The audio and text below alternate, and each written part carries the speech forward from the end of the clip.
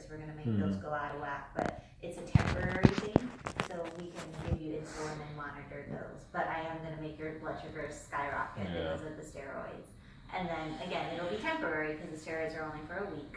Some people feel extra hungry when they get steroids. Some people have a hard time sleeping. Some people feel like revved up or jittery, but a lot of people do fine. The one thing that I for sure I'm going to do is increase your blood sugars.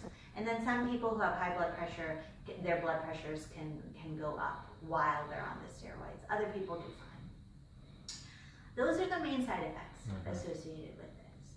Overwhelmingly, this is pretty well tolerated. This is a lot less intense than the chemotherapy that we used to give for this kind of ailment. Again, moving forward, you will get stronger IV chemotherapy in combination with this. But initially, we think that this actually works more often than not.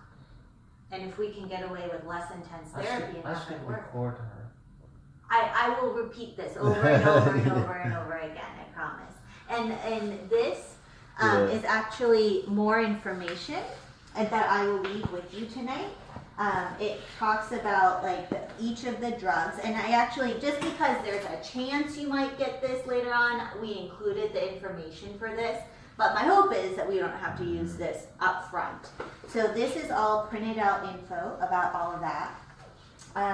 This is just a generic understanding cancer treatment. This is actually a booklet from Leukemia Lymphoma Society about ALL specifically.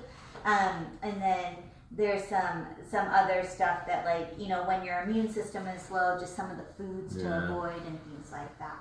So this is all for you guys to peruse over. This is all for you. So I'll leave this with you.